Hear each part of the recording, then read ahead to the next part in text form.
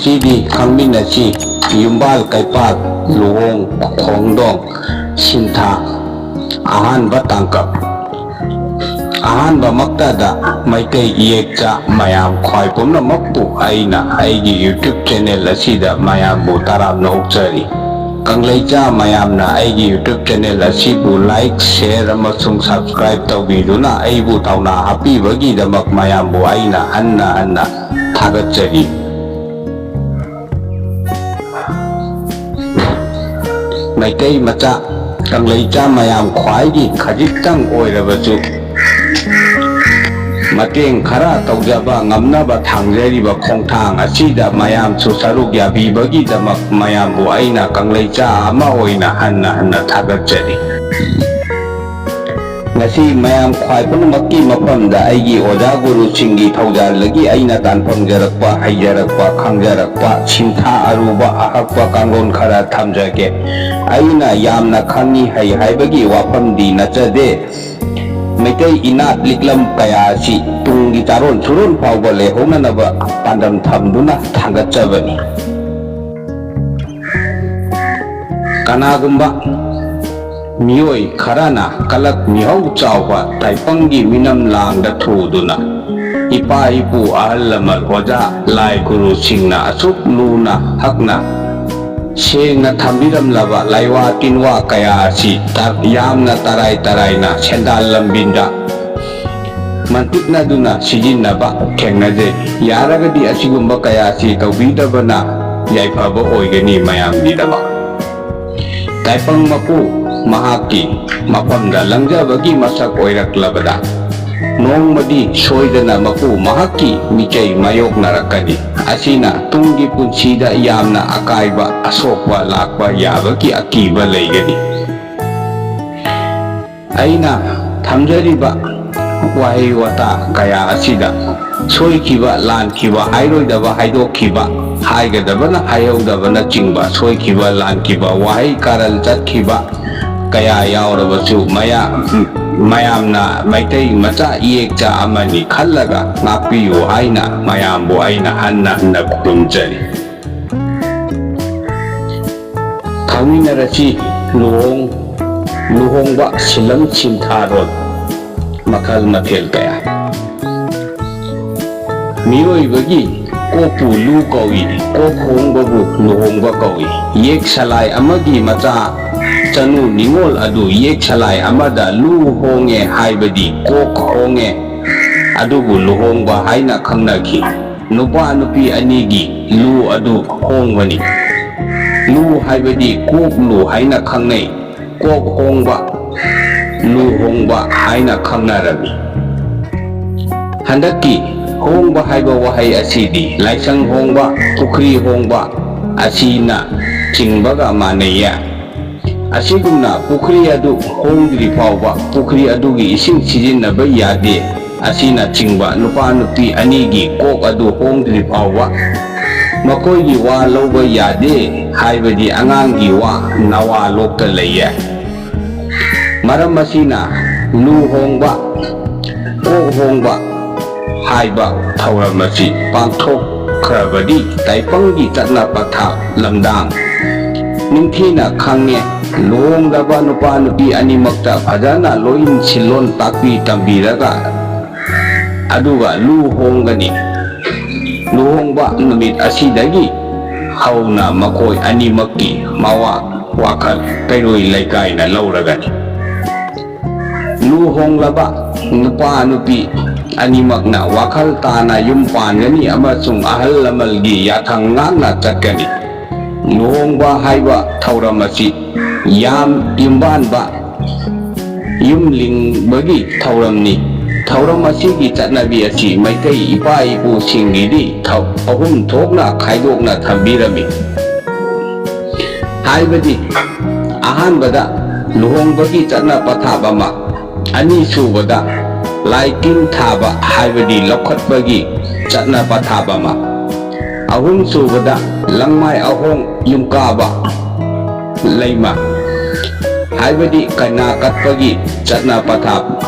asini chatna pathap ahum asi ipa ipu singna thambirami ꯊꯧꯔꯝꯒꯤ ꯃꯇꯨꯡ ꯏꯟꯅ ꯂꯩꯇ ꯂꯥꯏꯔ ꯀꯌꯥꯒꯤ ꯄꯥꯡꯊꯣꯛꯅꯕ ꯌꯥꯕ ꯊꯧꯔꯝ ꯑꯣꯏꯕꯁꯨ ꯊꯝꯕꯤꯔꯝꯃꯤ꯫ ꯌꯨꯝ ꯄꯥꯟꯕ ꯌꯨꯝꯂꯤꯡꯕ ꯅꯨꯄꯥ ꯅꯨꯄꯤ ꯑꯅꯤ ꯑꯁꯤ ꯂꯧꯅꯔꯦ ꯂꯩꯅꯔꯦ ꯈꯪꯅꯕ ꯈꯨꯗꯝꯅꯤ꯫ ꯅꯍꯥꯟꯅꯣ ꯍꯩꯆꯠꯇ ꯁꯦꯂꯣꯏ ꯂꯪꯃꯥꯏ ꯆꯤꯡꯗ ꯈꯣꯌꯨꯝ ꯂꯥꯏ ꯍꯔꯥꯎꯕꯒꯤ ꯀꯪꯂꯩ ꯊꯣꯛꯄꯗ ꯏꯕꯦꯝꯃ ꯊꯧꯗꯨ ꯅꯨꯡꯊꯦꯜ ꯂꯩꯃꯅ ꯑꯃꯁꯨꯡ ꯂꯥꯏꯅꯤꯡꯊꯧ ꯈꯣꯔꯤ ꯐꯥꯕꯒꯤ ꯂꯨꯔꯦꯟꯗ ꯂꯩ ꯄꯔꯦꯡ ꯍꯨꯛꯈꯤ ꯏꯕꯨꯡꯉꯣꯕꯨ ꯂꯨꯍꯣꯡꯕꯤꯈꯤ꯫ ꯏꯕꯨꯡꯉꯣ ꯈꯣꯔꯤ ꯐꯥꯕꯅ ꯑꯃꯨꯛ ꯏꯕꯦꯝꯃ ꯊꯧꯗꯨ ꯅꯨꯡꯊꯦꯜ ꯂꯩꯃꯗ ꯂꯩ ꯄꯔꯦꯡ ꯑꯃ ꯃꯉꯛꯇꯒꯤ ꯂꯧꯊꯣꯛꯂꯒ ꯏꯕꯦꯝꯃꯗ ꯍꯨꯛꯄꯤꯈꯤ꯫ ꯑꯁꯨꯝꯅ ꯏꯕꯦꯝꯃꯒꯤ ꯀꯣꯛꯄꯨ ꯂꯨꯕꯨ ꯏꯕꯨꯡꯉꯣꯅ ꯍꯣꯡꯕꯤꯈꯤ꯫ ꯑꯁꯤꯗꯒꯤ ꯍꯧꯅ ꯀꯪꯂꯩꯆꯥ ꯃꯩꯇꯩꯒꯤ ꯂꯨꯍꯣꯡꯕ ꯊꯧ ꯍꯧꯈ꯭ꯔꯦ꯫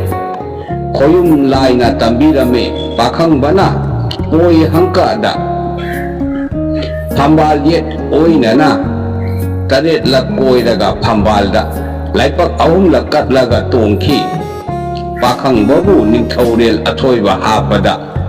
ꯂꯥꯏꯔꯦꯝꯕꯤ ꯇꯔꯦꯠꯅ ꯌꯦꯠꯑꯣꯏꯅꯅ ꯀꯣꯏꯔꯒ ꯂꯩꯔꯥꯡ ꯈꯨꯖꯣꯛ ꯊꯟꯅ ꯍꯥꯞꯇꯨꯅ ꯄꯥꯈꯪꯕꯒꯤ ꯂꯨꯔꯦꯟ ꯊꯛꯇ ꯀꯠꯂꯤ꯫ ꯂꯩꯄꯥꯛꯀꯤ ꯑꯀꯜ ꯑꯊꯧ ꯃꯌꯥꯝꯁꯨ ꯂꯩ ꯀꯠꯂꯤ꯫ ꯄꯥꯈꯪꯕꯕꯨ ꯅꯤꯡꯊꯧꯔꯦꯜ ꯑꯊꯣꯏꯕ ꯐꯝꯕꯥꯜ ꯇꯣꯡꯍꯜꯈꯤ꯫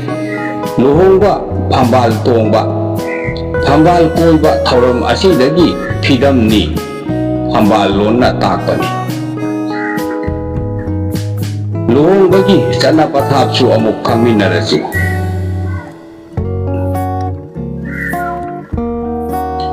ꯅꯤꯉꯣꯜ ꯆꯥꯍꯥꯏ ꯃꯥꯎꯍꯥꯏꯅꯗꯨꯅ ꯄꯤꯅꯕ ꯑꯃꯁꯨꯡ ꯍꯩꯊꯤꯜ ꯂꯩꯊꯤꯟꯅꯕ ꯋꯥꯔꯣꯏ ꯄꯣꯠ ꯊꯥꯕ ꯍꯩꯖꯤꯡ ꯄꯣꯠ ꯄꯨꯕ ꯄꯤꯕꯥ ꯄꯥꯎꯇꯥꯛ ꯍꯥꯏꯕꯗꯤ ꯕꯥꯔꯇꯣꯟ ꯕꯣꯔ ꯕꯥꯇꯣꯟ ꯇꯧꯕ꯫ ꯂꯨꯍꯣꯡꯕ ꯅꯨꯃꯤꯠꯇ ꯁꯣꯟꯅꯄꯨꯡ ꯃꯌꯥꯏꯗ ꯏꯔꯥꯠꯄꯨ ꯑꯃ ꯂꯥꯠꯄ ꯃꯤꯡꯈꯩ ꯁꯛꯄ ꯁꯣꯟꯕ ꯏꯔꯥꯠꯄꯨ ꯃꯃꯥꯡꯗ ꯄꯤꯕꯥ ꯐꯝꯕꯥꯜ ꯇꯣꯡꯕ ꯐꯝꯕꯥꯜ ꯃꯈꯥꯗ ꯐꯝꯕꯥꯜ ꯂꯩꯅꯥ ꯌꯦꯛꯄ꯫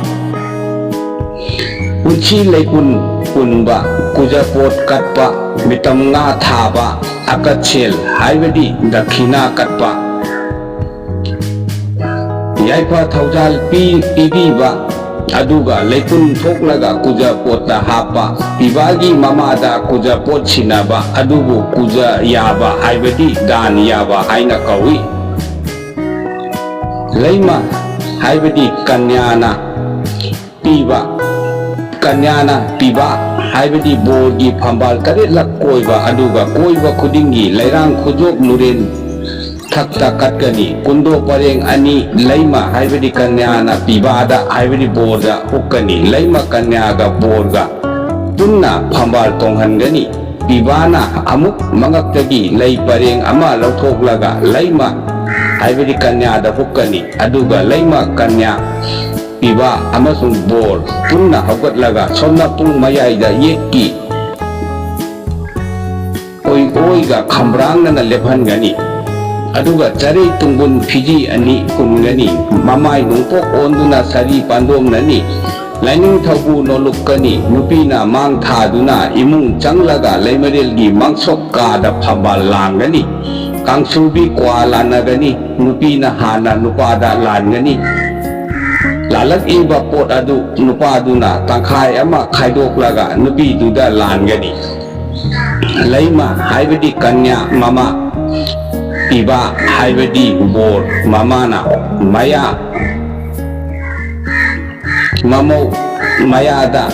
ꯃꯃꯧꯗ ꯀ꯭ꯋꯥ ꯂꯥꯟꯕꯤꯒꯅꯤ꯫ ꯇꯨꯡꯒꯨꯟ ꯇꯨꯠ ꯆꯔꯩ ꯐꯤꯖꯤ ꯑꯅꯤ ꯊꯣꯛꯀꯅꯤ꯫ ꯄꯤꯕꯥꯅ ꯃꯄꯥꯜ ꯊꯣꯛꯂꯒ ꯁꯥꯒꯩ ꯑꯍꯜ ꯁꯣꯟꯅꯄꯨꯡ ꯃꯌꯥꯏꯗ ꯍꯌꯥꯡꯗꯨꯅ ꯈꯨꯔꯨꯝꯒꯅꯤ꯫ ꯄꯤꯕꯥ ꯁꯦꯟꯅꯕꯗ ꯁꯦꯟꯗꯥꯏ ꯀꯠꯀꯅꯤ꯫ ꯅꯨꯄꯤ ꯃꯌꯨꯝꯅ ꯀꯩꯅꯥ ꯊꯤꯜꯂꯛꯂꯕ ꯃꯇꯝꯗ ꯄꯤꯕꯥꯒꯤ ꯌꯨꯝꯗ ꯃꯩꯔꯥ ꯑꯍꯨꯝ ꯄꯥꯏꯗꯨꯅ ꯃꯩ ꯑꯣꯛꯀꯅꯤ꯫ ꯑꯗꯨꯒ ꯍꯩꯔꯥꯜꯂꯒ ꯃꯅꯦꯝꯅ ꯀꯣꯟꯗꯨꯅ ꯃꯔꯥꯟꯌꯥꯏꯗ ꯄꯨꯁꯤꯜꯂꯛꯀꯅꯤ꯫ ꯑꯗꯨꯒ ꯂꯥꯏꯅꯤꯡꯊꯧꯗ ꯈꯨꯔꯨꯝꯍꯟꯒꯅꯤ꯫ ꯄꯤꯕꯥꯒꯤ ꯕꯣꯔꯒꯤ ꯂꯩꯃ ꯀꯟꯌꯥꯒꯤ ꯌꯥꯑꯣꯡꯁꯪ ꯀꯥꯗ ꯊꯝꯕꯤꯒꯅꯤ꯫ ꯄꯤꯕꯥꯅ ꯑꯍꯜꯁꯤꯡ ꯈꯨꯔꯨꯝꯒꯅꯤ꯫ ꯃꯉꯥꯅꯤ ꯁꯨꯕ ꯅꯨꯃꯤꯠꯇ ꯅꯨꯄꯥ ꯃꯌꯨꯝꯒꯤ ꯅꯨꯄꯤ ꯑꯍꯨꯝ ꯆꯠꯇꯨꯅ ꯆꯤꯡꯅꯨꯡ ꯅꯨꯡꯁꯥꯡ ꯀꯥꯏꯒꯅꯤ꯫ ꯇꯔꯨꯛꯅꯤ ꯁꯨꯕ ꯅꯨꯃꯤꯠꯇ ꯅꯨꯄꯤ ꯃꯌꯨꯝꯅ macha maya ngai chen chakauwani adubu mangani chakauwa kauwi lamlai gi potlam phiruk ama kabok matum ama lapoi lapang chang thopa ama chu tangkak ama hai manam naiba ama kwa mapum ama kwana mapum ama changani asigi polam sing asi luhong libi nupi adugi konthongda lam adubu kolibi lairembi dakat kani amuk mitam nga gisu khangmin na si polam kaya mitam nga thabagi polam phiruk ama ngamu taret hairuk tanga ama pana tanga ama maira mekruk akachel haibidi dakhina ama asini puja pot kalakpa matamda asigi potlam sing asi puduna nupa nupi anigi mi ahum chattuna isingda nga thadagani anigi atek akai apa nungai khudam yengbani masa kanba ngamu anidang khallo aduga isingda chap manana thaduk pigani ani aduna masa punna masa king launa chatmin nakhrabadi yamna phare nga atei aduchu isingda thadoklamu